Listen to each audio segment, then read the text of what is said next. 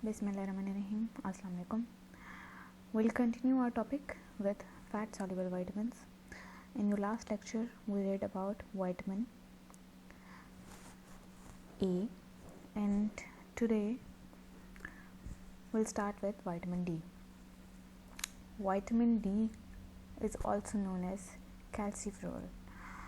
Vitamin D बाकी vitamin से ऐसे डिफरेंट है कि बॉडी इसको सिंथेसाइज कर सकती है खुद ही से, और सिंथेसाइज कैसे करती है? सनलाइट से। मतलब विटामिन डी ऐसा विटामिन है जो हमें सनलाइट से मिल जाता है। ठीक है, होता कैसे है कि विटामिन हमारी स्किन में विटामिन डी का प्रिकर्सर होता है।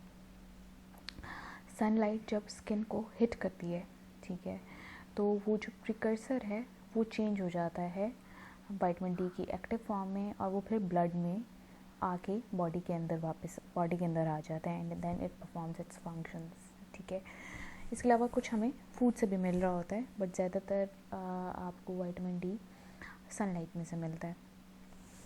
So let's read about it. Vitamin D calciferol is different from all other nutrients in the body that can synthesize it with the help of sunlight from a precursor that the body makes from cholesterol. तो body इसको खुद से synthesise कर लेती है, इसको हम कैल्सीफ्रोल कहते हैं, सनलाइट से बनाते हैं।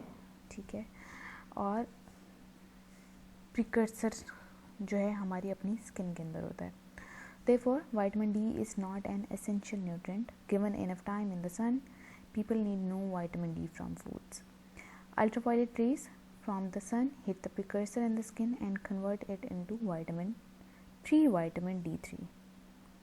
This compound diffuses from the skin into the blood and is converted to its active form with the help of body's heat.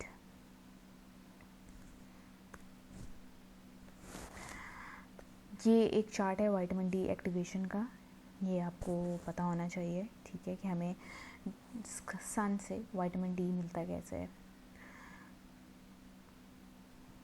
होता क्या है कि हमारी बॉडी में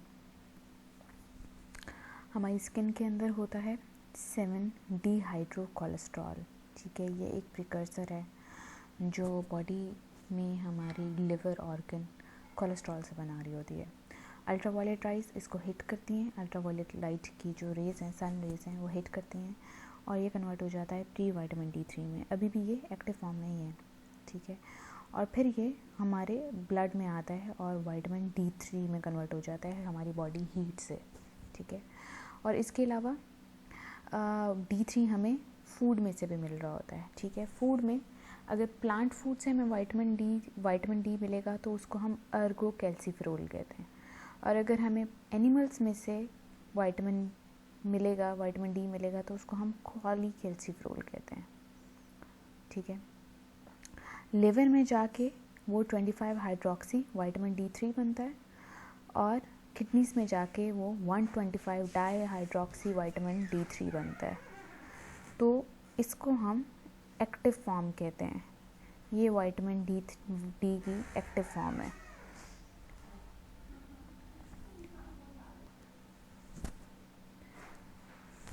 तो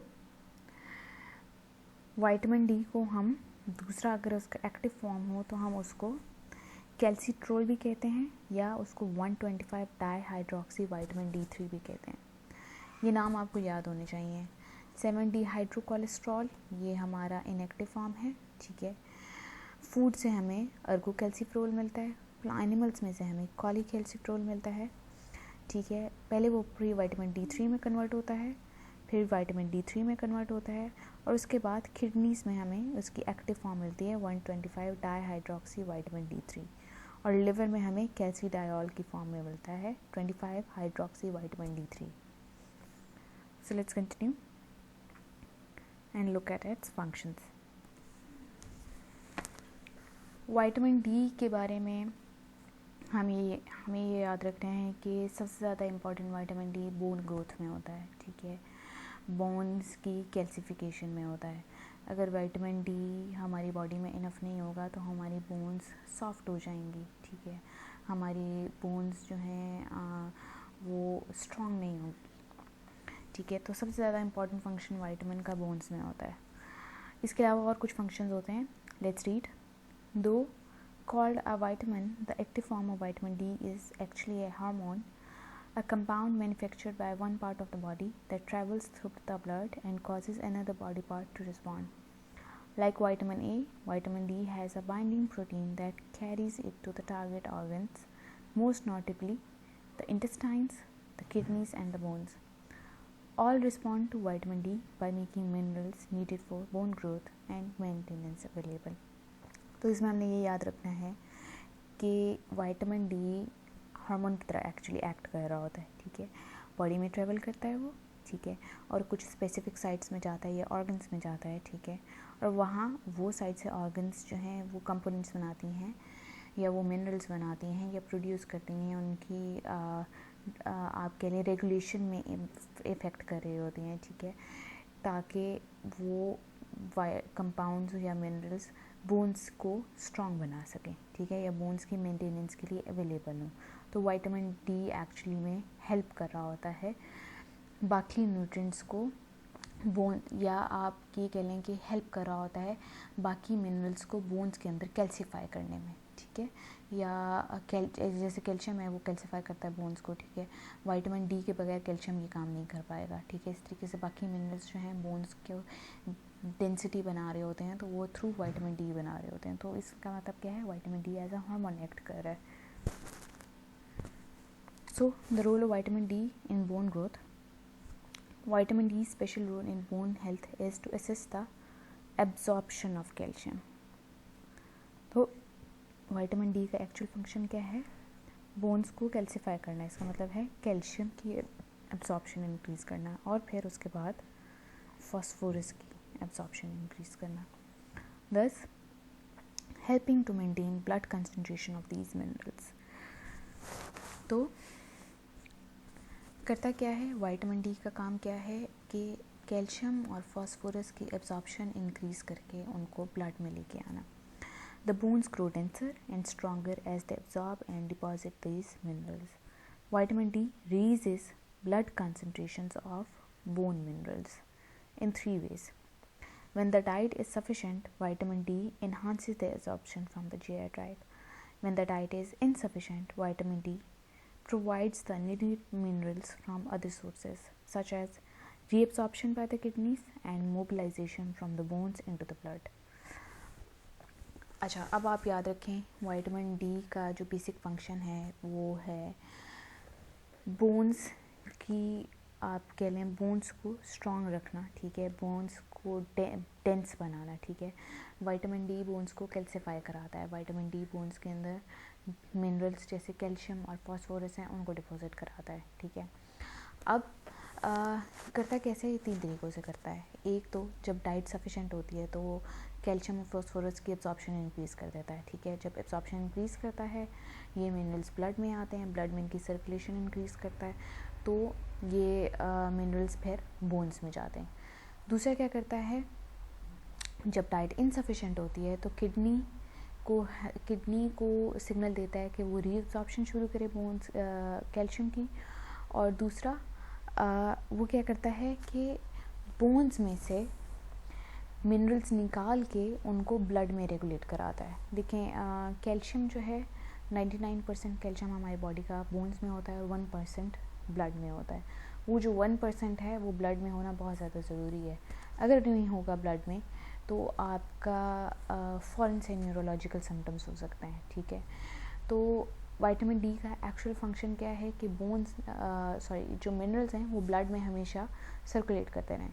तो अगर इनफ डाइट हो या नहीं हो, अगर विटामिन डी इनफ हो तो हमारे ब्लड में इनफ मिनरल्स होंगे, और अगर इनफ मिनरल्स होंगे तो बोन्स को मिलता रहेंगे ये मिनरल्स। लेकिन अगर डाइट इनसफिशेंट हो जाती है तो फिर उल्टा ही इफ़ेक्ट आता है और बोन्स में से मिनरल्स विटामिन डी निकाल के ब्लड में लाता है, तो बोन्स फिर आपकी वीक होना शुरू हो जाती हैं, ठीक है। Vitamin D in other roles. Scientists have discovered many other tissues that respond to vitamin D, including cells of the immune system, brain and nervous system, pancreas, skin, muscles, cartilage and reproductive organs. तो vitamin D का इन सब tissues के अंदर role है, क्योंकि ये सब tissues vitamin D को रिस्पॉन्ड करते हैं। कैसे करते हैं? Vitamin D enhances or suppresses the activity of genes that regulate cell growth. तो इन शॉर्ट सेल ग्रोथ में हेल्प कर रहा होता है vitamin D. As such, it may be valuable in treating many diseases. Recent evidence suggests that vitamin D may protect against tuberculosis, inflammation, multiple sclerosis, hypertension and some cancers. तो vitamin D का indirect role जो है वो हमें chronic disease से protect करना है और दूसरा सेल ग्रोथ में हेल्प करना है, ठीक है। और तीसरा ये हमारे काफ़ी सारे टिश्यूज़ में भी हेल्प कर रहा होता है, ठीक है। Vitamin D deficiency. Vitamin D की बेसिक कुछ डेफिशिएंसीज हैं जिनको कहते हैं रिकेट्स, ऑस्टियोमलेसिया एंड ऑस्टियोपोरोसिस, ठीक है। तो उसको हम देख लेते हैं। रिकेट्स जो है वो बच्चों में होता है, ठीक है, छोटे बच्चों में होता है। इसमें होता क्या है कि बच्चों की बोन्स इतनी ज़्यादा वीक हो जाती हैं कि वो बेंड हो जाती हैं, ठीक है। लॉन्ग बोन्स जैसे लेग्स की बोन्स हैं वो इतनी ज़्यादा वीक हो जाती हैं बच्चों की कि वो बेंड हो जाती हैं, वो बॉडी का सब वेट जो है सपोर्ट नहीं कर सकती, ठीक है, वो सॉफ्ट हो जाती हैं, ठीक है। क्यों? क्योंकि विटामिन डी इनफ नहीं होता कि हमारी कैल्शियम या फॉस्फोरस बोन्स के अंदर एब्जॉर्ब हो, तो वो नहीं होते, तो बोन्स जो हैं सॉफ्ट हो जाती हैं और वीक हो जाती हैं, ठीक है। इसके अलावा तो अच्छा, इन बच्चों में, जिन बच्चों में बाउड लेग्स हों, ठीक है, टांगे थोड़ी सी मुड़ी हुई हों, ठीक है, ये एक बेसिक सिम्टम है रिकेट्स का। उससे हमें फ़ौरन पता चल जाएगा कि इन बच्चों में रिकेट्स है, ठीक है। प्रिवेलेंस जो है विटामिन डिफिशिएंसी की, इस डिजीज़ रिकेट्स की, वो काफ़ी ज़्यादा है, ठीक है। इसको प्रिवेंट करने के लिए हम बच्चों के लिए रिकमेंड किया हुआ है 400 IU विटामिन डी, ठीक है, डेली। नहीं तो बच्चों की बोन्स कैल्सिफाई नहीं होंगी, ठीक है, बच्चों की ग्रोथ रुक जाएगी और स्केलेटल एबनॉर्मेलिटीज़ हो सकती हैं। और स्केलेटल एबनॉर्मेलिटी में ये एबनॉर्मेलिटी सबसे ज़्यादा है बाउड लेग्स, ठीक है। तो सिम्टम सबसे ज़्यादा इसका जो नज़र आने वाला है वो बाउड लेग्स है, ठीक है। इसके अलावा एक और भी मसला होता है, जो रिब्स हैं, ठीक है, बीडेड रिब्स हो जाती हैं, ठीक है। इसको हम रोजरी रिकेट्स भी कहते हैं, जैसे तस्वीर के दाने हों, ऐसे जो बेड्स हैं, रिब्स हैं, वो उनके अंदर बीड्स टाइप से पेयर हो जाते हैं, ठीक है। तो उससे भी हमें पता चल जाता है कि बच्चों में रिकेट्स है। ये याद रखिएगा, रिकेट्स बड़ों में नहीं होता, सिर्फ बच्चों में होता है, ठीक है। इस तरीके से ये बाउड लेग्स हैं, ठीक है। तो इस तरीके से बच्चों में रिकेट्स हो जाता है और ये हम इस तरीके से अंदाज़ा लगा सकते हैं कि बच्चे में विटामिन डी की डेफिशिएंसी है।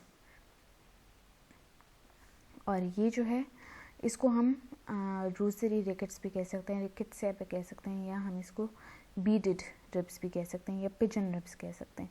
इस तरीके से ये हो जाती हैं, ठीक है। ये भी आपका एडल्ट्स में कह लें रिकेट्स की एक फॉर्म है। इसके बाद बड़ों में ऑस्टियोमलेसिया होता है और ये ज़्यादातर वुमेन में होता है। ऑस्टियोमलेसिया मेन में इतना ज़्यादा नहीं होता। This is because of the hormones. men and women have different hormones like the concentration of testosterone and estrogen, ठीक है। उसके बारे में हम डिटेल में डिस्कस करेंगे आगे, लेकिन इसकी वजह से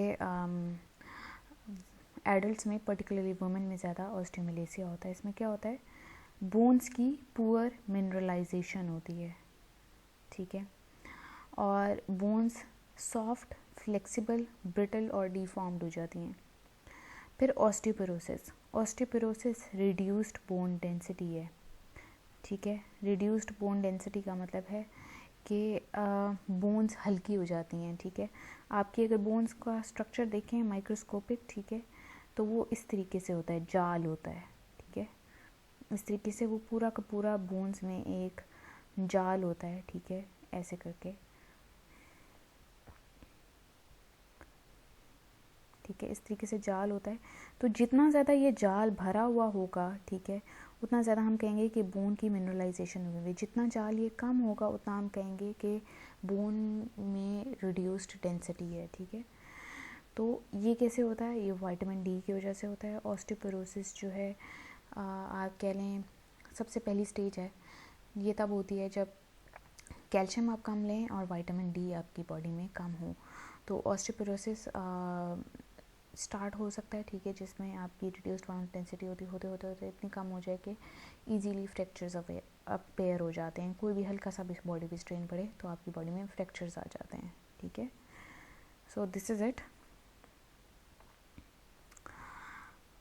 अब एल्डरली में there are instances for elderly जो ज़्यादा विटामिन डी के रिस्क पर होते हैं। कैसे होते हैं उसको डिस्कस करते हैं।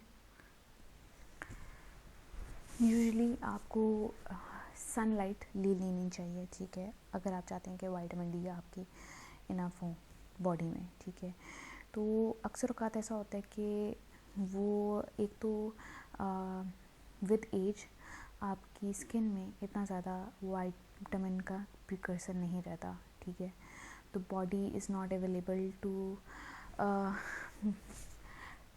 Make the active form of vitamin D, ठीक है।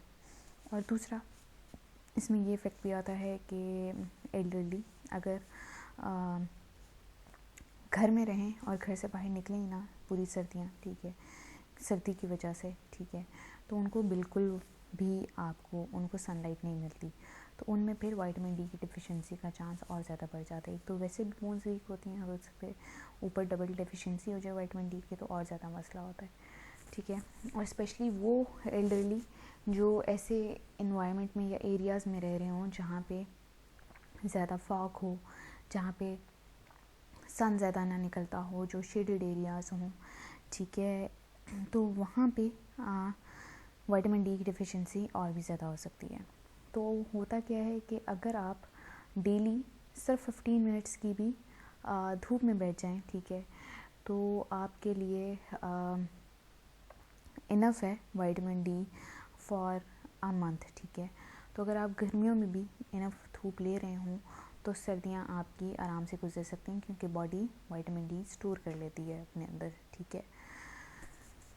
इसके अलावा इट्स अ गुड चांस कि आप विटामिन डी लें दोपहर के टाइम में, ठीक है, या सुबह के टाइम में जब पोल्यूशन कम हो, ठीक है। तो आपको लेनी चाहिए सुबह के टाइम में 12 बजे से पहले तक, तो वो आपके अच्छा टाइम होता है विटामिन डी लेने के लिए, ठीक है। अच्छा, तो इसके अलावा तो खैर मैंने आपको ये बताया है कि एडवांसिंग एज के साथ साथ बॉडी की एबिलिटी कम हो जाती है एक्टिव विटामिन डी बनाने के लिए, ठीक है। इसके अलावा ओल्डर एडल्ट्स बहुत कम दूध पीते हैं, ठीक है, या उनकी डाइटरी सोर्स में मिल्क कम होता है, तो वहाँ से भी आपको डिफिशिएंसी का चांस हो सकता है। और दूसरा, दे स्टे इंडोर्स, ठीक है, और जब बाहर जाते हैं तो सनस्क्रीन लगा लेते हैं, ठीक है। सनस्क्रीन जो है वो आपको यूवी रेज से प्रोटेक्ट करता है, और उसके अलावा वो आपकी बॉडी पे प्रॉपर्ली रेज हिट नहीं करती हैं, ठीक है, प्रोटेक्टिव होता है सनब्लॉक, तो भी आपको विटामिन डी नहीं मिलता, ठीक है। सो तो वो लोग जो इवन अगर आप यहाँ पे देख लें यंगर एडल्ट्स को देख लें, ठीक है, people have a fear of being stand, ठीक है। टैन होने का मतलब ये है कि जब आप धूप में निकलते हैं तो कहते हैं कि हम धूप में इतना चलें कि हम काले हो गए हैं, ठीक है, उसको टैन कहते हैं, ठीक है। आपके कलर में आपकी स्किन जो है थोड़ी डार्क शेड में आ जाती है, ठीक है, वो टैन बड़े आराम से उतरता है आपकी बॉडी में से, ठीक है, जल्दी नहीं उतरता। तो जो एडल्ट्स बिल्कुल भी, या यंगर एडल्ट्स, या आजकल हमारी जनरेशन, हमारी यूथ सन को अवॉइड करती है, क्योंकि एक तो ओजोन लेयर फट चुकी हुई है, यूवी रेज बहुत ज़्यादा हार्मफुल है हमारे लिए, और दूसरा क्या कहते हैं, हमें काले होने से, टैन होने से हम बचते हैं, हमें बुरा लगता है टैन होना, ठीक है। तो उससे क्या होता है कि हमें विटामिन डी भी नहीं मिलती, ठीक है, ना ही हम सर्दियों में बैठते हैं, ना ही हम गर्मियों में बैठते हैं, धूप बिल्कुल नहीं लेते हैं, ठीक है। जितने भी एक्सपोज्ड एरियाज़ हों उसके ऊपर हम हायर अमाउंट ऑफ जो मतलब SPF आपकी 60 SPF आपकी 80 तक हम सन ब्लॉक लगा रहे होते हैं, ठीक है। तो SPF 30 तक भी अगर हम लगा रहे हो या 15 तक भी लगा रहे हो तो हमें इनफ विटामिन मिल सकता है। लेकिन अगर हम बहुत ज़्यादा प्रोटेक्टिव लेयरिंग्स लगाएं और हम बिल्कुल सन अवॉइड करें तो विटामिन डी हमारी बॉडी में कम जमा होता है, ठीक है। इसके अलावा डार्क स्किन्ड पीपल, ठीक है, उनकी स्किन में मेलानिन ज़्यादा होता है, ठीक है, जिनका कम्प्लेक्शन डार्क होता है, जैसे फॉर एग्जांपल ब्लैक्स हैं आपके, ठीक है। तो जितनी ज़्यादा आपका स्किन का कम्प्लेक्शन डार्क होता जाएगा उतना ज़्यादा आपकी स्किन में मेलानिन ज़्यादा होता है। तो जितना ज़्यादा स्किन में मेलानिन ज़्यादा होता है उतना ज़्यादा वो इंटरफेयर करता है विटामिन प्रीकर्सर विटामिन स्किन में कम रह जाता है, क्योंकि उसकी जगह फिर मेलानिन फाइट करके जगह लेता है, तो उसकी जगह मेलानिन होता है।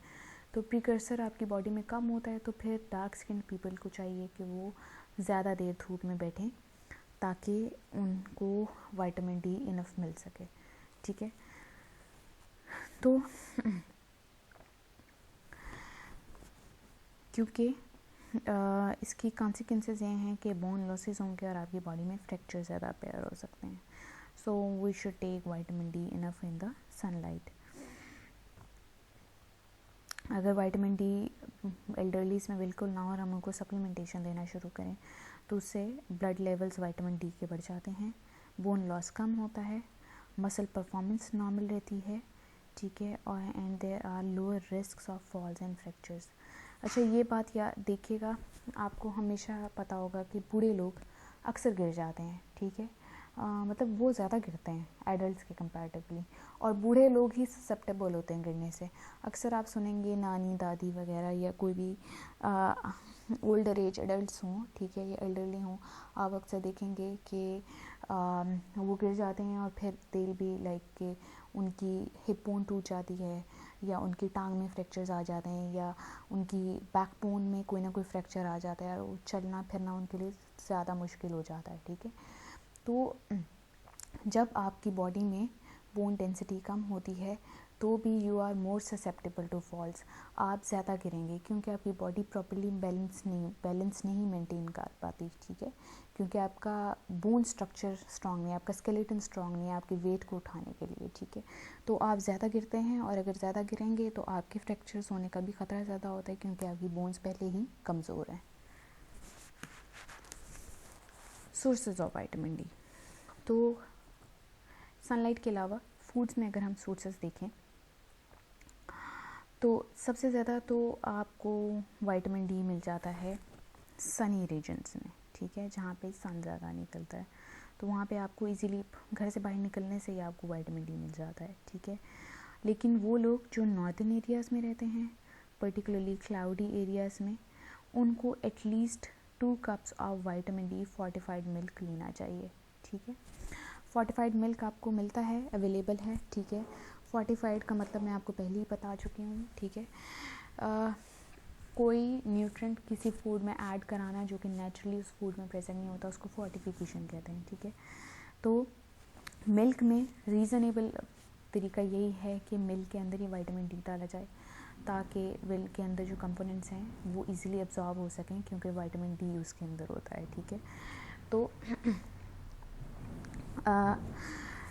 फिर उन लोगों को विटामिन डी फोर्टिफाइड मिल्क लेना चाहिए। इसके अलावा जितनी भी आपकी ऑयली फ़िश है उसमें भी कुछ अमाउंट्स होती हैं विटामिन डी की, ठीक है, जैसे सैल्मन, मैक्रेल, सार्डिन्स, ये सारी आपकी ऑयली फ़िश हैं, ठीक है, इन सब के अंदर विटामिन डी होता है, ठीक है। तो आप ये ले सकते हैं, उसके अलावा सप्लीमेंटेशन ले सकते हैं या फोर्टिफिकेशन के ज़रिए से कोई भी fortified food, vitamin D fortified food ले सकते हैं, ठीक है। इसके अलावा अक्सर आपके ऑयल्स में भी कई ऑयल कंपनीज़, ऑल्दो उनमें हो या ना हो, लेकिन कई ऑयल कंपनीज़ क्लेम करती हैं कि उनके ऑयल के अंदर विटामिन डी है, ठीक है। अच्छा, अब सबसे ज़्यादा मसला वेजिटेरियंस का है। वो वेजिटेरियंस जो दूध नहीं लेते अपने डाइट में, ठीक है, उनको vitamin D fortified soya milk लेना चाहिए ताकि एक तो उनको कैल्शियम भी मिले और दूसरा विटामिन डी भी मिले, ठीक है। इसके अलावा विटामिन डी फ्रॉम सन, तो सन का मैं आपको सारा बता चुकी हुई हूँ कि आपको जितना मर्जी आप धूप में बैठें आपको विटामिन डी की टॉक्सिसिटी नहीं होगी। जितना आपको बॉडी को चाहिए होता है उतना आपका विटामिन डी बन जाता है। ज़्यादा एक्सपोजर होगा, ज़्यादा सनलाइट का एक्सपोजर होगा तो उतना ही विटामिन डी में से, स्किन में से विटामिन डी डिग्रेड भी होता रहेगा, ठीक है। तो जितनी आपकी बॉडी को चाहिए होता है उतना ही होता है। अगर एक्स्ट्रा विटामिन डी लें सनलाइट से तो उसकी खुद ही से डिग्रेडेशन होना शुरू हो जाती है, वो एक्टिव फॉर्म में कन्वर्ट नहीं होता, ठीक है। लेकिन अगर आप ज़्यादा सनलाइट लेंगे तो ऑब्वियसली ये बात हमें पता है कि आपकी स्किन रिंकल हो जाती है, स्किन कैंसर कॉज हो सकता है, स्किन की बहुत सारी बीमारियां हो सकती हैं। तो इट्स वो लोग जो धूप में काम करते हैं, वो लोग जो ड्राइवर्स हैं या ड्राइविंग करते हैं, ठीक है, या कोई भी आपका धूप रिलेटेड काम है, ठीक है, ज़्यादातर आप धूप में रहते हैं, ठीक है, तो आपके लिए इट्स बेटर कि आप सन SPF लगाएं और अपने आप को शेड करें, ठीक है, कैप्स पहने, ग्लव्स पहने, ठीक है। लेकिन कभी कभार के लिए इट्स फाइन, SPF के साथ भी आपको विटामिन डी मिल जाता है, ठीक है। अगर 15 to 30 SPF है तो भी 10 to 20 मिनट्स का अगर आपका सन एक्सपोजर है तो आपको विटामिन डी मिल जाएगा, ठीक है। तो ज़्यादातर आपके हाथ, मुंह, पाँव अगर आप एक्सपोज कर रहे हैं 5 से 10 मिनट के लिए भी एक्सपोज कर रहे हैं 2 to 3 टाइम्स ऑफ वीक तो आपको इनफ विटामिन डी मिल जाता है।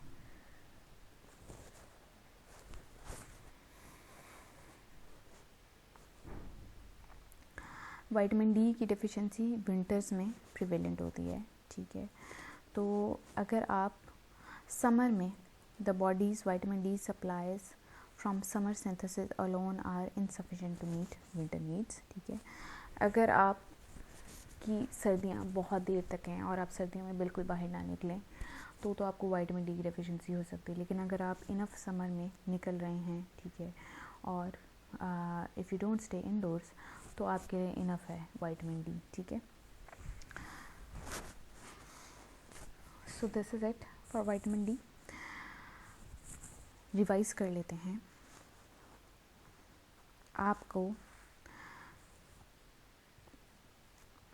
विटामिन डी के दूसरे नाम जो हैं वो हैं अर्गोकैल्सिफेरॉल, ये हमें प्लांट्स में से मिलता है, ठीक है, जितने भी प्लांट फूड्स हैं उनमें से हमें अर्गोकैल्सिफेरॉल मिलता है। कॉलीकैल्सिफेरॉल ये हमें एनिमल फूड में से मिल रहा होता है, ठीक है। कैल्सीडायोल ये हमारे लिवर उसको कन्वर्ट करती है, ठीक है। इसको हम 25 हाइड्रोक्सी विटामिन डी भी कहते हैं। और कैल्सिट्रोल या 125 डाई हाइड्रोक्सी विटामिन डी ये विटामिन डी की एक्टिव फॉर्म है और ये किडनीज बनाती हैं, ठीक है। Adequate intake 5 UG per day for 19 to 50 year of age, 10 UG per day for adults older than 50 and 15 UG per day for adults older than 70. Upper level 50 UG per day, ठीक है। इसमें आपकी जो है सिग्निफिकेंट सोर्सेस इसकी sunlight है सबसे पहले, ठीक है। फिर fortified milk, margin, butter, juices, cereals, ये सब अगर हम फोर्टिफाई कर सकें तो इन सब में होता है। इसके अलावा फैटी फिश में होता है और ऑयल्स में होता है, उन्हीं के ऑयल्स में। डिफिशिएंसी डिजीज़ जो है रिकेट्स और ऑस्टियोमलेसिया, रिकेट्स बच्चों में होता है, ऑस्टियोमलेसिया एडल्ट्स में होता है और फिर ऑस्टियोपोरोसिस। एक बात याद रखनी है यहाँ पे, rickets is the softening bones in children and the symptom is bowed legs, ठीक है। Osteomalacia is softening of bones in adults particularly females, ठीक है, and the bones are soft, ठीक है, and there is lower mineralization of bones, ठीक है। While osteoporosis is low mineral density of bones, ठीक है। तो ये बात आपने याद रखनी है।